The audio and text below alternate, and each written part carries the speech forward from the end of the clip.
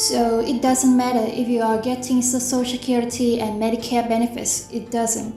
But you understand that there's a lot of issues. Medicare has a lot of issues, Social Security a lot of issues. The majority of their issues are financial. We know that both programs could become insolvent within the next 12 years. Both of them, Medicare could become insolvent very soon. There was a lot of problems here, but what has happened recently is the discussions have changed from let's provide more benefits to Social Security recipients to let's to actually take some of these benefits away. And I want to address why. Okay, because we do not know if Social Security is going to get cut. We don't know if people are going to get set of 100% of their benefits, maybe just 90 or 80%. We don't know if people that are 65, 66, and 67 are going to continue to see benefits, because guess what? Some people want to see that the minimum age is now 67 or older. But here's what we know. And make sure you stick around for this entire video so I can explain what's currently going on, because here's what's happening. About 10,000 people, or roughly 300,000 people per month, become eligible for Social Security benefits. We know more than 70 million people are currently collecting Social Security benefits. More than 60 million people are enrolled in Medicare. And we still have 75 plus million people who are on Medicaid. Now, this is a substantial number of people who are currently getting benefits. One of the biggest myths that I think we have regarding our government programs is they're fully funded. The Social Security and Medicare fully funded because of tax revenues, but that's not even close. The Treasury has to pull out money every single year in order to pay for Social Security and Medicare. And it's all because lawmakers can't agree on raising taxes.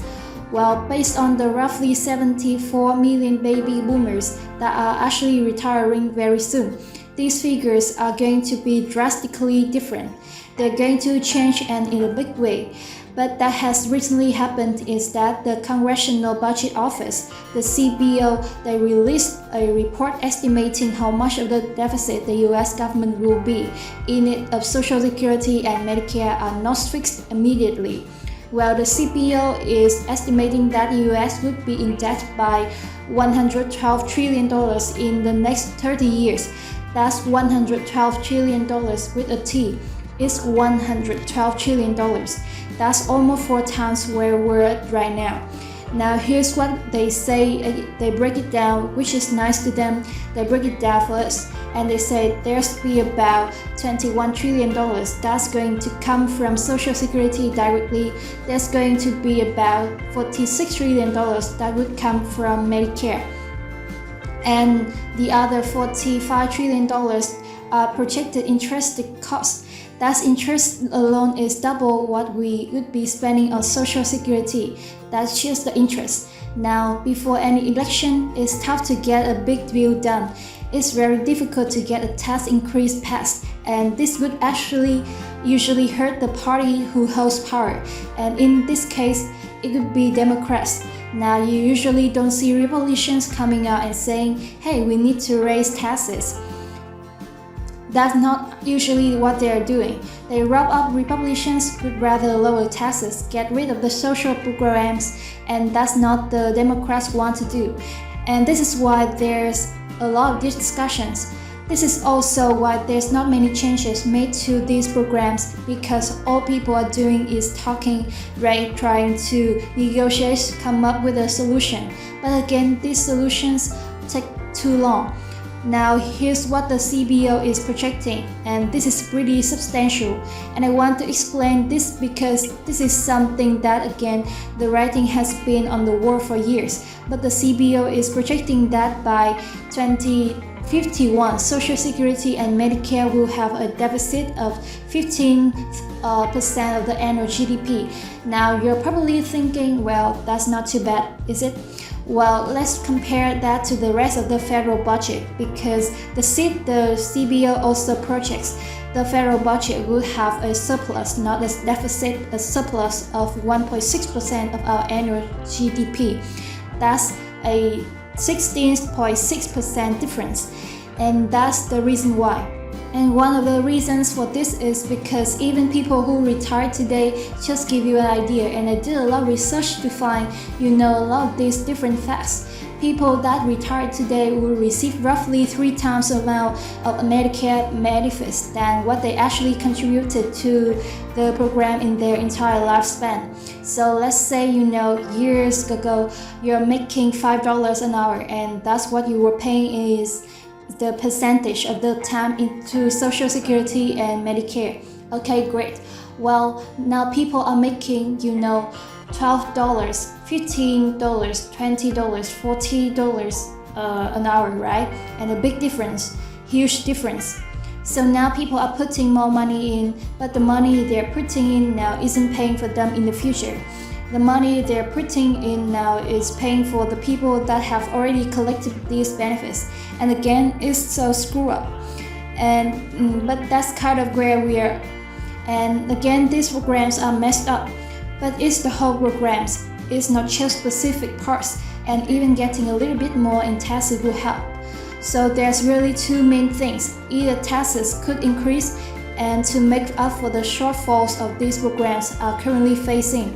And that's something that under the Biden administration can happen, because President Biden already said nobody making less than $400,000 per year will see a penny more in taxes. He has to go back on that promise in order to get a lot of these programs, in a better position. But that's one promise that he doesn't want to break. Anybody making less than $400,000 might have to pay a little bit more in taxes, but again, they don't want to screw over President Biden, at least at this time. Now, the worst thing that could happen is that some benefits are actually cut in order to extend the programs many more years. I've talked about this in the past, where there's people that have mentioned, well, okay, let's cut benefits from 100% down to even 85 to 90%. They would prolong their benefits. Alright, we could get some other incentives, other programs, and to help make up the kind of shortfall that those people will be facing. The other thing people have talked about is any new person, anybody that is trying to collect Social Security benefits, that you would have to not 62, you would have to be 65 or at the minimum, or even 67 years old. So it would take you 3 additional years where you have to keep working, keep putting money back into the system, and then you could finally retire. Now, some people says that's not the best move. That's not something that many people counted for, because if they've been saving up for, let's say, 40 years, right, they plan on retiring at 62, and yet you say no, you can't retire at 62, we're gonna push all the back to 65. That means they have to make up 3 years, and some people might not able to do that. So a lot of issues right now, but I just wanted to break down what is currently going on. And if you have any questions regarding Social Security or Medicare, or what lawmakers are trying to pass, let me know, okay? And I know this is a question I get all the time, is that what about us on Social Security, SSI, SSDI, what about us? That was the reason for these videos. I wanted to just clarify what's currently happening, and what's happening in many people are worried that our deficit is going to continue to rise unless there's some type of fix that goes on between Social Security and Medicare. So again, if you have any question whatsoever, please ask your questions down in the comment section below. Again, thank you guys for watching. Consider subscribing, and I'll see you guys on the next one.